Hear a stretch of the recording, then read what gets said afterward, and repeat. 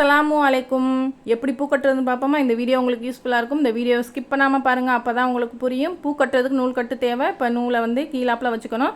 பூவுடைய காம்புடைய centre பகுதியில் கீழே ஒரு பூவை வச்சுக்கணும். அதே மாதிரி பூவுடைய காம்புடைய சென்ட்ரு பகுதியில் மேலே ஒரு பூவை வச்சுட்டு நூலை வந்து கீழாப்பில் அப்படி சுற்றிக்கணும். சுற்றிட்டு நாட் போடுறது மட்டும் எப்படின்னு பாருங்கள். ஆள்காட்டி விரலும் நடு விரலும் வந்து நம்ம யூஸ் பண்ணணும். எந்த மாதிரின்னு பாருங்கள். இந்த மாதிரி வந்து ஆள்காட்டி விரலும் நடு விரலையும் இப்படி திருப்பி விட்டோம்னா பூக்குள்ளே நம்ம நடுவாக்கில் விட்டு இப்படி இழுத்தோம்னா நாட் மாதிரி விழுந்துடும். நீங்கள் பிகினராக இருந்தீங்கன்னா உங்களுக்கு நாட்டு போட சிரமமாக தான் இருக்கும். ஃபஸ்ட்டு எடுத்தோடனே அந்த நாட்டு எப்படி போடணும்னு பார்ப்போமா? வந்து நம்ம முடிச்சு போகிற மாதிரி வச்சுக்கணும்.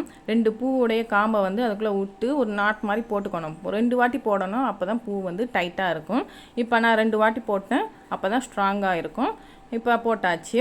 இப்போ வந்து இது பூ கட்டுறதும் ஈஸி தான், பழக பழக உங்களுக்கு வந்துடும். ஃபஸ்ட்டு ஒரு பூவை என்ன செய்யணும், காம்பு நீளமான ஒரு பூவை வந்து எடுத்துக்கணும். அப்போ தான் பூ கட்டுற ஈஸியாக இருக்கும். கீழே ஒரு பூ வச்சுட்டு அதே மாதிரி மேலே ஒரு பூ காம்புடைய சென்ட்ரு பகுதியில் வச்சுட்டு ஒரு சுற்றிட்டு லூஸாக இருந்துச்சுன்னா டைட் பண்ணிக்கலாம். அந்த மாதிரி ரொம்ப போட்டு இருக்கக்கூடாது. இப்போ நாட் போகிறது எப்படி பாருங்கள். ஆள்காட்டி விரலும் நடுவிரலையும் உள்ளே விட்டு இப்படி இழுத்தோம்னா நாட் மாதிரி விழுந்துடும். எப்படின்னு ஒரு வாட்டி சொல்கிறேன் பாருங்கள். ஆள்காட்டி விரலும் நடுவிரலையும் சேர்த்து இப்படி வந்து திருப்பி விட்டோம்னா உள்ளே விட்டு இழுத்தோம்னா ஒரு நாட் மாதிரி வந்துடும். கொஞ்சோண்டு பூ கட்டி காட்டுறேன்.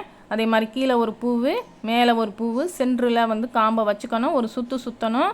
இந்த மாதிரி சுற்றிட்டு நாட் போகிறது எப்படி பாருங்கள். ஆள்காட்டி விரல் நடுவிரலையும் வச்சு தான் யூஸ் பண்ணணும். இந்த மாதிரி இப்படி திருப்பி விட்டீங்கன்னா உள்ளே விட்டு இழுத்திங்கன்னா ஒரு நாட் மாதிரி வந்துடும். இது வந்து ஈஸி தான், ரொம்ப கஷ்டம்லாம் இல்லை. நீங்கள் பிகினராக இருந்தீங்கன்னா காம்பு நீளமான பூவை வந்து நம்ம வந்து கட்டினோம்னா கொஞ்சம் உங்களுக்கு ஈஸியாக இருக்கும். ஜாதி மல்லிப்பூ, கனகாமரம் பூ, முல்லைப்பூ இதெல்லாம் வச்சு நீங்கள் கட்ட உங்களுக்கு ஈஸியாக வந்துடும். கொஞ்சம் கேப்பாக தான் வரும்.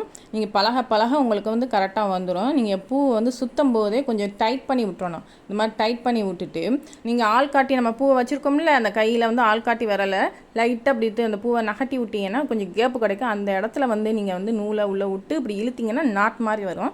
ஈஸியான மெத்தடு தான், உங்களுக்கு புரிகிற மாதிரி தான் சொல்கிறேன். கீழே ஒரு பூ வச்சுக்கணும் காம்புடைய சென்டரில், அதே மாதிரி மேலே ஒரு பூவு காம்புடைய சென்டரில் வச்சுக்கணும். வச்சுட்டு இப்படி ஒரு சுற்றணும். சுற்றிட்டு நூல் நாட் போகிறதுக்கு உங்களுக்கு கேப் இல்லைன்னா ஆள்காட்டி விரலை வந்து நீங்கள் இந்த கையில் உள்ள ஆள்காட்டி விரலை யூஸ் பண்ணி பூவை நகட்டி விட்டீங்கன்னா கேப் வந்துடும். அதெல்லாம் நீங்கள் முடிச்சு போடலாம். எந்த அளவுக்கு அழகாக நீட்டாக வந்திருக்குன்னு பாருங்கள். பூ கொஞ்சம் மலர்ந்துருச்சு. நான் முக்கால்வாசி கட்டிட்டு காட்டுறேன். எந்த அளவுக்கு நீட்டாக வந்திருக்குன்னு நீங்களே பாருங்கள். இந்த வீடியோ உங்களுக்கு புரிகிற மாதிரி சொல்லியிருப்பேன்னு நினைக்கிறேன். தேங்க்யூ ஃபார் வாட்சிங்.